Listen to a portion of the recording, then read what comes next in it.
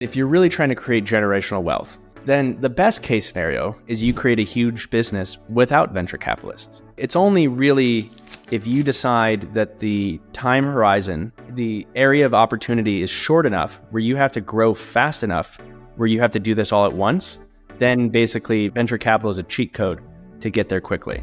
And there's a bunch of other benefits like access to networks, a reputation, etc. But for the most part, I'd be like, if I was talking to a young person today thinking about starting a company, I would say objective number one is build a big, successful business without needing capital. And then along the way, you're going to have to make decisions and face choices. And you should be smart about venture capital for when that hits, that you might decide upon that to be a strategy to keep going, because there's only two ways that a company goes out of business. It runs out of money or you give up. Everything else is just challenges along the way.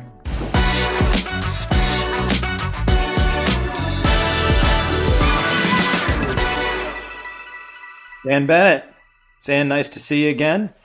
We met probably about 4 or 5 months ago at one of those rooftop tech founder startup events in New York City. And I remember having a short but very meaningful conversation with you. And I thought to myself, I like this guy. Good guy. And then we ran into each other at a chief revenue officer, chief marketing officer event in New York City, where we sat at a table listening to a whole bunch of people talk about what they do for a living and try to sell us their stuff, which was fun. But there was a lot of good learnings there. And we had some really wonderful, meaningful conversations. And you had shared with me that you're an investor and you look for startups and growth stage companies that are well managed. And I'm psyched to talk to you about that for sure, because there's a lot of perspective, a lot of opinion that's valuable from where you sit in the industry. I was looking at your LinkedIn and it says that you look to provide growth capital for well-managed companies. Considering this is a podcast about how not to mess up your startup and how to fix broken startups, what are you looking for in a well-managed organization? And then maybe the reverse is, what do you not look for? What do you run away from? Yeah, absolutely. I mean, I think the first thing I'll say is that every startup is messier on the inside than anyone expects it to be. And that especially as I've sat in a lot of roles. I've sat in the operator role. I've sat in the founder role. I've sat in the investor role. And you always know that you're kind of seeing the world through a little bit of rosy colored glasses when you're the investor role, because the founders are pitching you their best. They've got the shiniest suit on and they're telling you the best story. And so you have to really see through that. And the two ways that you see through that is, one, really being authentic and being able to build those relationships where they trust you. Because when they trust you, they tell you what the real problems are, and then you can help them with the problems, and then you can get better deals and you can all be more successful together. And then number two is really looking at the numbers. And between the combination of those two things, you can usually try to find some ground truth. But I'd say that that's really what the core of the investor role is like a really good investor is just really good at reading people and reading companies. When we talk to directly answer your question, when you talk about well-managed companies, I mean, what it means is that the growth trajectory makes sense and that the numbers support it in a way that isn't, too, everything is guesses. All things are assumptions when you're talking about these projections here. But the degree of how much of these assumptions are really based in fact is super varied especially when you're talking to early stage startups. And so we can dig into kind of specifics of what that looks like per industry.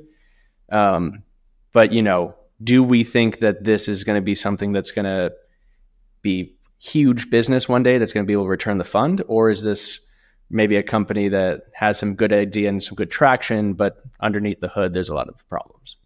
So you got me in a good way with the shiny suit.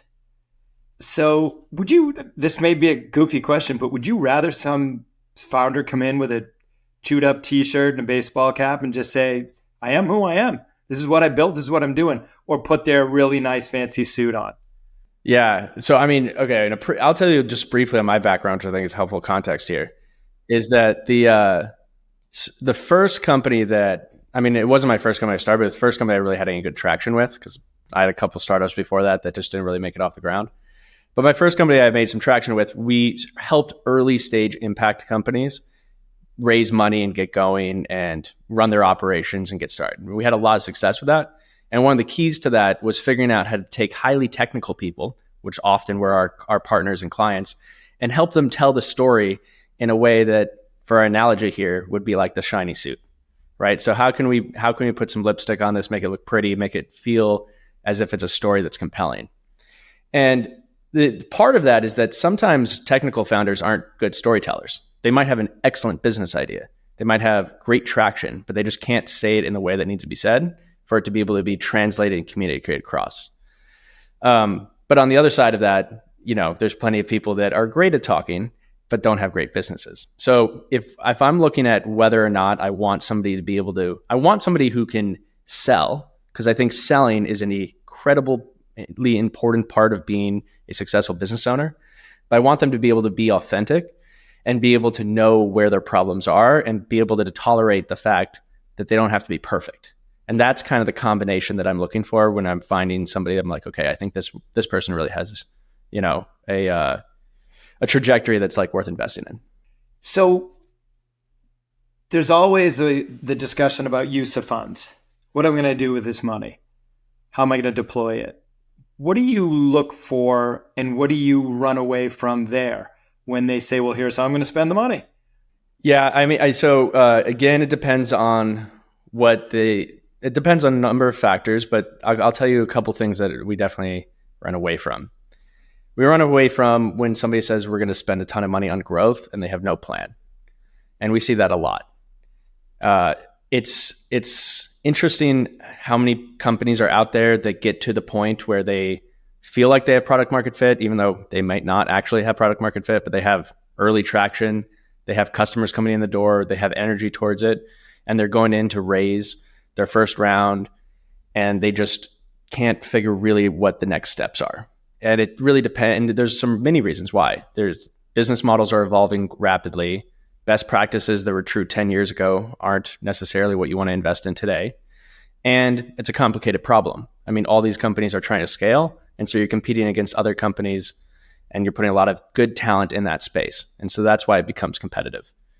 But when you're thinking about raising capital, if you're raising capital without a plan, whatever that is, whether it's not a plan for growth or you haven't really thought about this engineering, then, that had to be a red flag. Now, back in like the zero interest days, when money was essentially free, the startup game was a little bit different because you could raise $10 million and say, hey, we're going to hire a bunch of smart people and they're going to figure it out. And there's times and places where elements of that could be partially true, but we're just in a completely different world than we were. And it's important to have like a good plan of action for you to be able to get that investment and mostly get the favor of your investors on your side as well. So you're strong at marketing, and I read your background inside and out, and I was really impressed with how well you know how to go to market. And marketing, obviously, a big part of that. You had mentioned that just now in your answer that there are some old ways of doing things that just aren't relevant today. What are some of those, in your opinion? What's changing?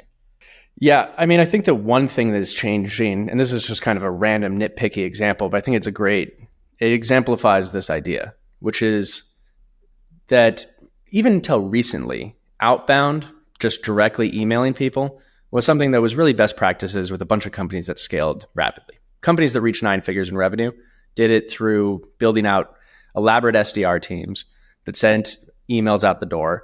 And the mantra that they had for the longest time was that outbound works, right? You just got to find the right people.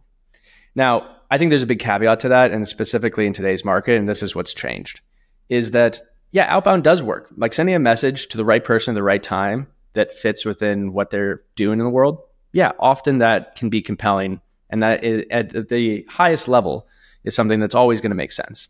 But what's changed has been channel strategy, particularly around email. People are not interacting with it in the way that they were even 3 years ago, and definitely not in the same way they were 10 years ago. Also, customer behavior has shifted. So people used to want lots of things to come to them and they can choose between them.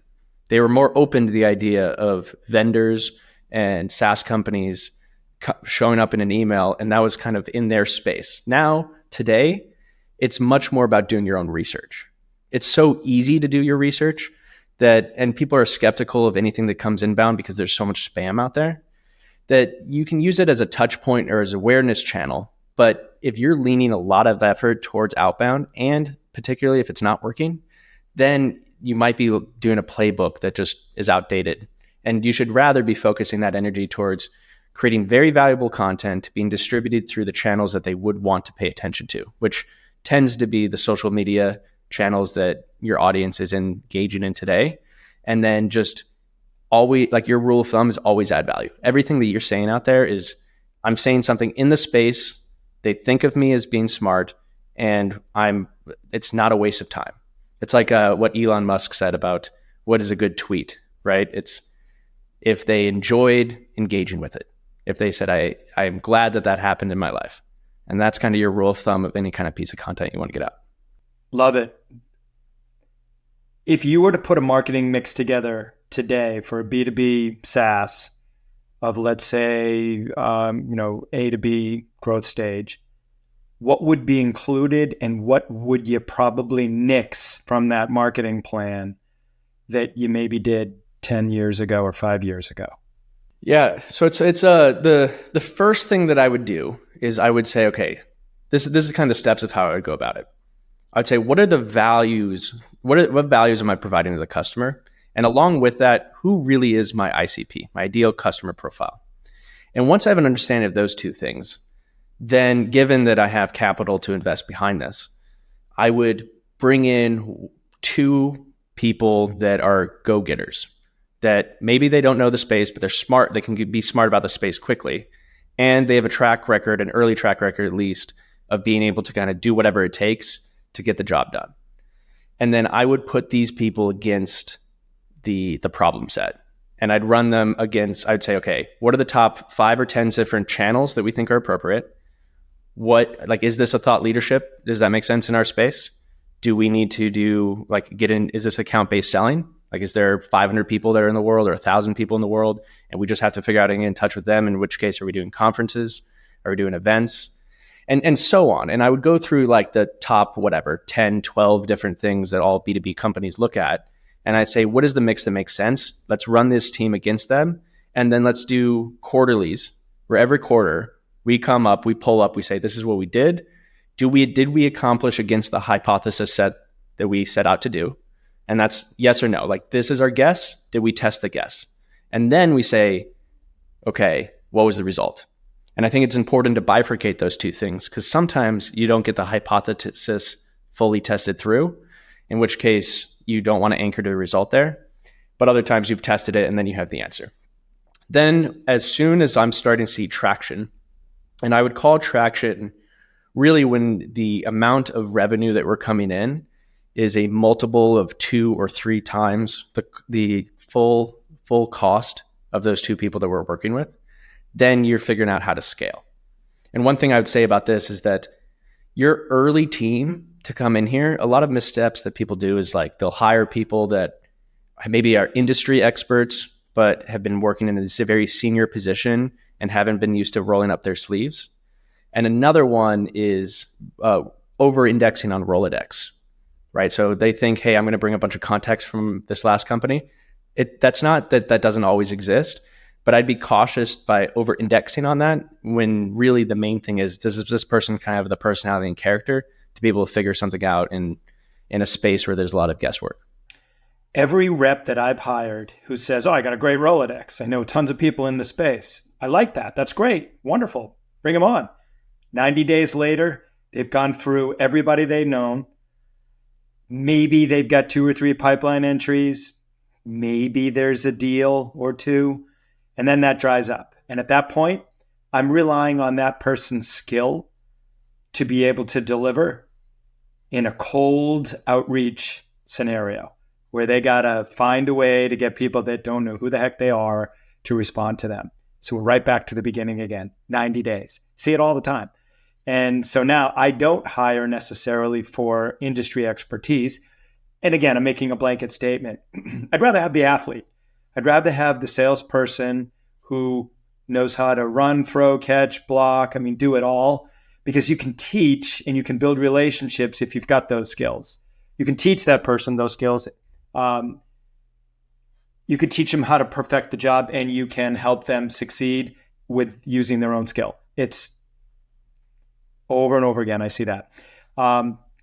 So this cold outreach thing, it's still being done over and over again. When a investment opportunity comes your way and you see a fair amount of their effort going towards a large team of BDRs, SDRs, and that's big money, because salaries and benefits and commissions and equipment and software subscriptions and all that other stuff, it adds up real fast. What are you thinking about at that point? Will you take the investment and guide them and say, you may not want to do this anymore, it's old school, it's not going to work in your space? Or will you go with it and run with it? Love your thoughts on that. Yeah. So when we look at deals, we have lots of things that we can do with deals. We'll have investment, but we also have, we have a whole execution arm where we help work with companies and scale them ourselves. And so, but I think the root of the question is, when we see this happening and they're investing in this, is that a strategy that we think is worth investment? And I wouldn't say that it never is, but I would say I'm far more skeptical of that than I think most people have been. And most people are. Most people aren't caught up with the fact that content creation is probably number one in terms of your hierarchy of how to get content out the door. And most companies out there, especially if you're leading the space, if you have a point of view, like, it's going to be much more valuable to put a fraction of those resources towards creating really compelling, like, videos and articles and things that people actually interact with, which is in itself is an entire thing that you have to build out. Dan, you're building this all out yourself. Like, there's an entire, like, way to build this engine that a new group of people is, and they've been doing this for a while, but is designing, and it's becoming part of what business building is looking like today. And as we think about, one thing that's really important here is returns. So what we're talking about today is venture-backed startups. If you're just some company out there and you want to, 2x your company, or maybe you'll sell it one day, or you're doing cash flow, you can be okay and you can tolerate lower growth trajectories. But if you're trying to do a venture-backed startup where you're going to try to 10x the fund of the people you're investing in, and that's what you're putting into your pitch decks and you're trying to sell to people, then you have to have these strategies in place that can scale. And this SDR, BDR program simply can't scale with the unit economics that it used to be able to do. Maybe for a small fraction of businesses, I'd be willing to hear the exception, but in the ones that I've seen in the past year, I can't think of one where I was like, that was the right strategy versus having a more diverse set of go-to-markets. I'm going to switch gears a little bit. I've got somewhat of a provocative question I'm going to ask you, and it has to do with the VC model, the power law model that has been in play for years and years, and how it's shifting and changing. One of the things I've noticed as a CRO in the startup space is that, and we'll go back to the founder that you stereotyped, tech-centric person, doesn't really know how to tell the story real well, phenomenal developer, had a passion to solve a problem that they saw in the world somewhere and said, I'm going to build software or I'm going to build tech that's going to solve this, and I'm real passionate about it. And they're not thinking, I'm going to do this so that I can return to the investors that eventually fund my company 20x over the next 5 years. They do it because of the love of the game. And, engineers love solving problems. And oftentimes it's not about the money for them. Sometimes it is. That being said, they go and they get to the point where now it's time to raise some money, and they do that and they come to you and you're like, yeah, I'll do that. And your goal doesn't align with their goal. Their goal is, if it takes me 10 years to get this thing right and to really build a wonderful, meaningful company and employ a whole bunch of people and their families and the whole bit, that's what I'm after. And you're like, nope, I need to see top line revenue of X, EBITDA of Y, and it's got to be done within the next 3 years so I can satisfy my LPs. That's a misalignment. I see it all the time. It boggles me. What are your thoughts on that? Candid. Like, when you hear me say that, what are your thoughts? Yeah, I mean, I'll start it this way. Like when I talk to my friends and they ask me if they should start a venture-backed business, I usually say no. I think that, yeah, I mean, I think that when you think about the returns of venture capital, it's really the smallest group of people that have almost all of the returns. There's only so many Ubers and Facebooks out there, especially when we're talking about this early stage. And if you aren't, if your heart and soul and personality and like the way that you want to shape your whole life isn't about, at least in some point, the ambition of building a massive company and changing the world in that way, then it's unlikely that you're going to be in this category. I don't think that there's a lot of people that fall as a founder into a role where they're running a 9-figure revenue club company. And so if you're a young person, you're trying to figure out, hey, do I do venture capital backed? Do I run a company? I sell it for profit. I mean, I think you should really think deeply about what that means for you and where you are. And for the people who I talk to who like really want to run venture backed, like it's in their blood. Like it's almost like no matter what you say, they're going to do something like that. I think that venture capitalists, particularly ones who are like emerging managers or who haven't done it a lot before, they often invest in companies that they really shouldn't, because it's not a good bet. Now there's all these different strategies out there of how people approach this, but at the bottom line, like if you're in venture capital and you're not trying to get your LP's money back at the level that you said that you would by doing the math and really understanding the fundamentals of what the returns need to be and understanding the failure rate, then I think you're doing just disservice to both your LPs, but also the industry. And then it creates this kind of environment where people are trying to get venture capital, even though they're not even doing a business that ever really should get those returns. It's common. It is common. Yeah. Yeah. You see that as well? I see it all the time. You know where I see, I work for a company not me, I'm just generalizing. Joe Blow worked for a company as a senior executive, perhaps salesperson, whatever, did really well, made a shit ton of money working for a Facebook or Google or whomever else, and then said, I want to go take this money that I made, I want to go invest it, I'm going to be a VC.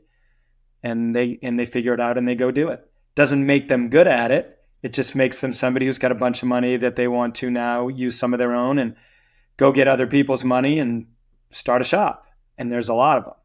These are the people that you're competing against. And I just think it's a wild game. And I like the game. I play the game, but it's wild and there's a lot of dysfunction to it. So I don't know. Comments? Yeah, I mean, I think that if you're really trying to create generational wealth, which I don't think a lot of people necessarily are, but if that is what your goal is, then the best case scenario is you create a huge business without venture capitalists. It's like, it's only really if you decide that the time horizon and the area of opportunity is short enough where you have to grow fast enough where you have to do this all at once, then basically venture capital is a cheat code to get there quickly. And there's a bunch of other benefits like access to networks, a reputation, et cetera. But for the most part, I'd be like, if I was talking to a young person today thinking about starting a company, I would say objective number one is build a big, successful business without needing capital. And then along the way, you're going to have to make decisions and face choices. And you should be smart about venture capital for when that hits, that you might decide upon that to be a strategy to keep going, because there's only two ways that a company goes out of business. It runs out of money or you give up. And everything else is just challenges along the way. Par for the course. So you probably see some pretty heavy duty deal flow, and I wouldn't be myself if I didn't ask you about your thoughts on AI and all these companies that are popping up. So I advise for a company that has built an AI solution that I think is remarkable. And then I was talking to a college kid the other day who cobbled together some AI tech and some tools that we use every day, a LinkedIn Sales Navigator and some other stuff. and put together a pretty awesome go-to-market replacement of the BDR solution that generates leads at scale. And I thought to myself, this is crazy. This is a company. So you're probably seeing a lot of these companies, many of which are getting funded huge with valuations that are outrageous. What's your take on it? And what do you see how do you determine whether something's legit or something's just crap? Yeah, I mean, it has to do with how competitive is this space going to be. I mean, I think of AI as like this mountain of sand that you're trying to run up. And it's just, the sand mountain is just going up and up, higher and higher, and you're running up this mountain. But as soon as you get any traction, it's just falling down. And the reason why is because of how rapid AI development is. I mean, if you look at the amount of concrete that's being poured by Amazon right now, just to build the facilities, to run the computers, to build out the next generation of what our AI infrastructure is going to look like, it's going to change the world in ways that right now, even people who are in the space don't fully realize. I think that there's a lot of noise in the companies who are trying to float among it when they don't have core infrastructure and therefore a barrier to entry that represents something that's really valuable. What I think companies don't talk about, which is what they should, is how this is going to change valuations. And there's an interesting component there, because if we believe that software is going to get 10 times cheaper, in the next 5 years, which I think a lot of people say it may, right? Like you can poke holes in it, but it's definitely gonna be twice as cheap. Then the question is, okay, how easy is it to pop up something internally? I'm running a big company. Why buy all this SaaS when I could just hire a small dev team that can work as a large dev team and build all the tools that we need? And so it's like, there's going to be a lot of small things popping up. And then there's going to be the big guys, the Geminis of the world, the ChatGPTs of the world, who are just going to release the next thing, and it's going to wipe out a bunch of companies along the way.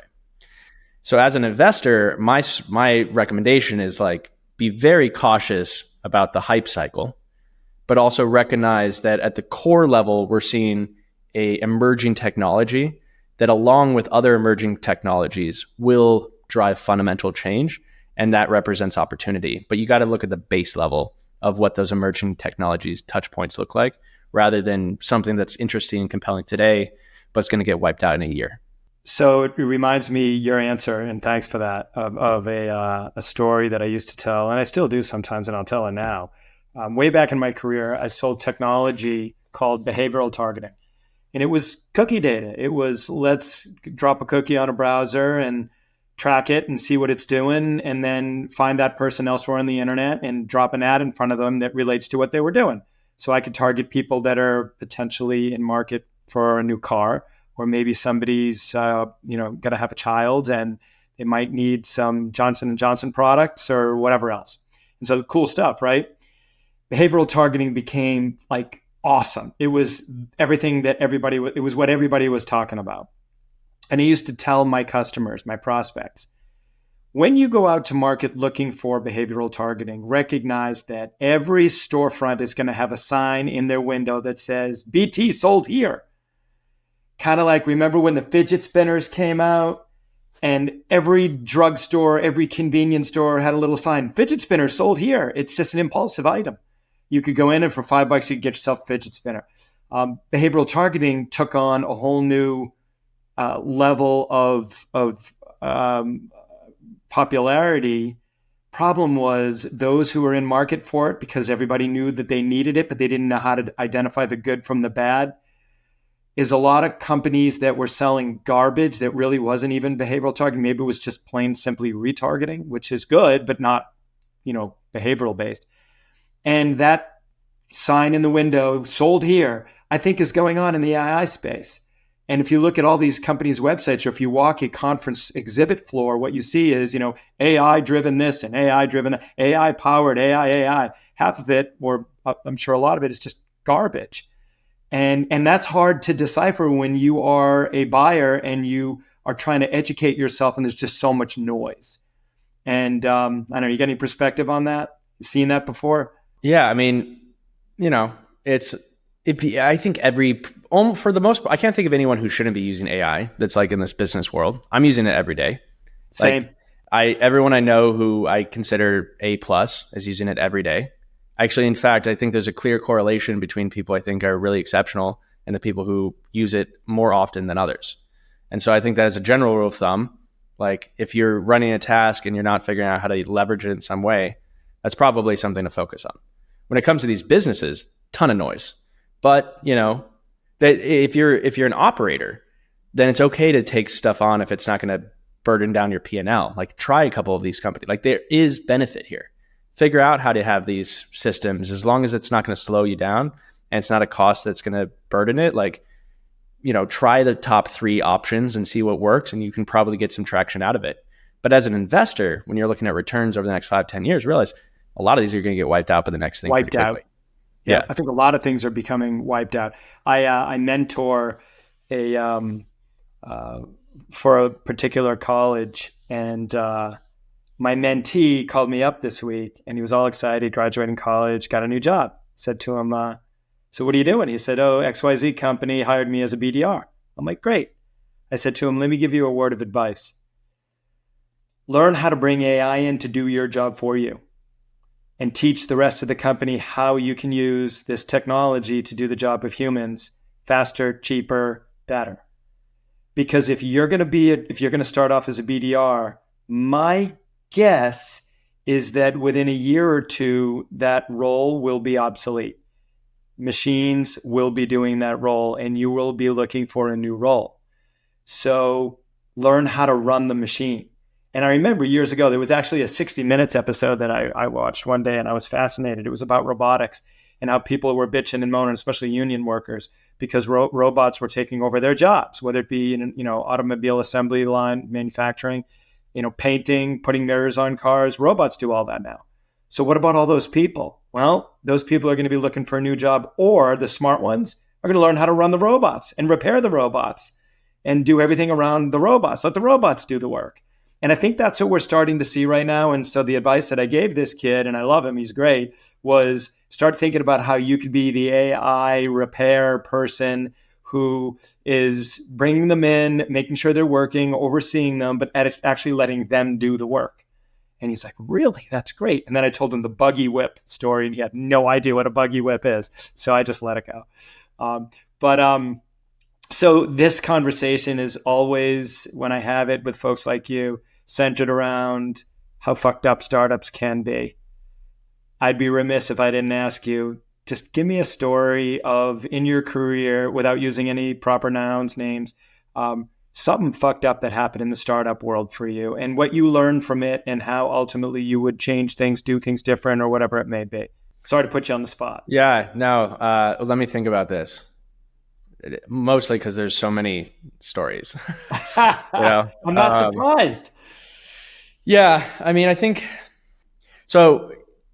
In the early days, when I was working with a lot of these early stage startups, I mean, just to give you an idea, like people come to us. Sometimes they hadn't even raised yet. Sometimes they'd raised, $10 million. And I remember back in the day, like when I was young, and somebody told me they just raised $10 million, and I was like, wow, this is like a successful business person. Like they're well on their way. And especially back, before the market shift, that just wasn't the case. Like a lot of people raised $5 or $10 million on essentially an okay slide deck. And I remember that I'm trying to think of how I'm going to tell this story. I remember one company they were working with, which was a financial services company that raised low single digit millions of dollars. But they'd built out a team. They had engineering. The problem was that they'd hire all engineers, and no one knew what the product offering was.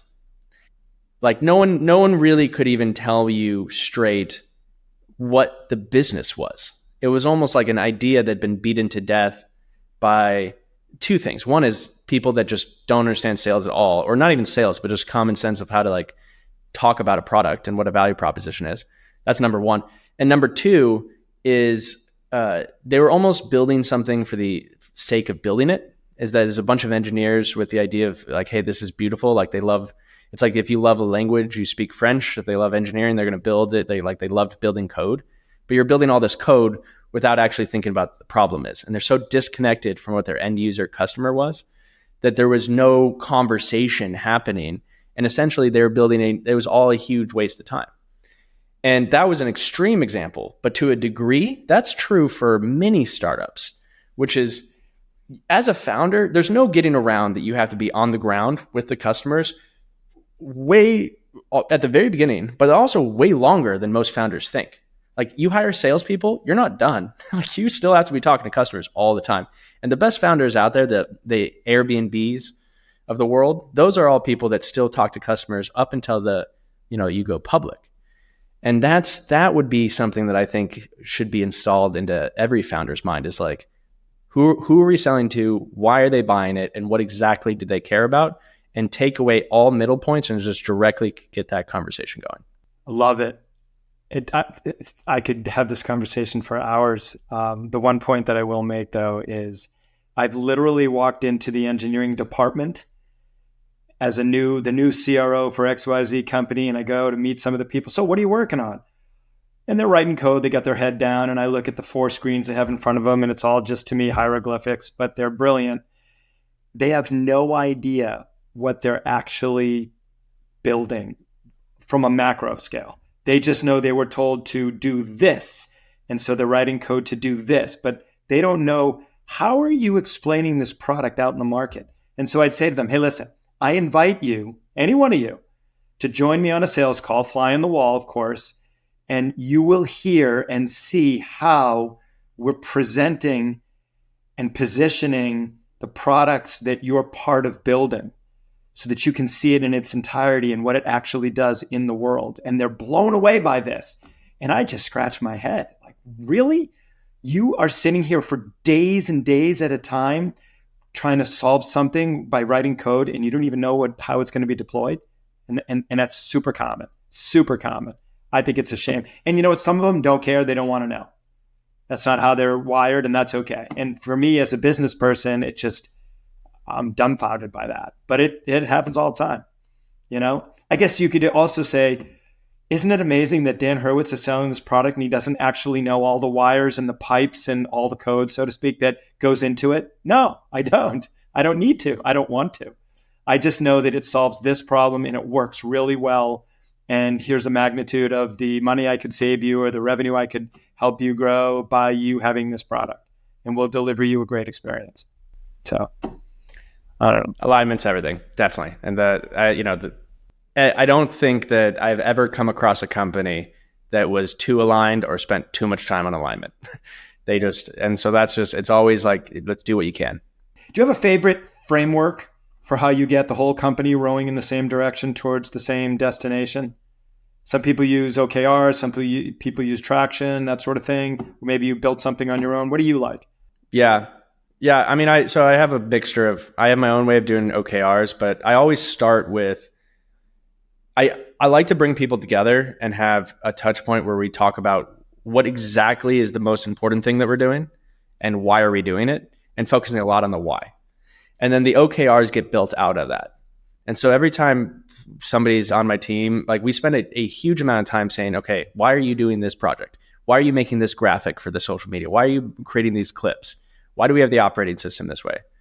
And then whenever somebody comes up to me with a problem, I always bring it back to that as well, which is like, should we hire in-house or internal for this challenge? Well, the answer is going to be, what is our objective and what leads to our objective in the right way? And I think that empowering people to say, hey, we're all leaders here against this one goal is like a mentality shift.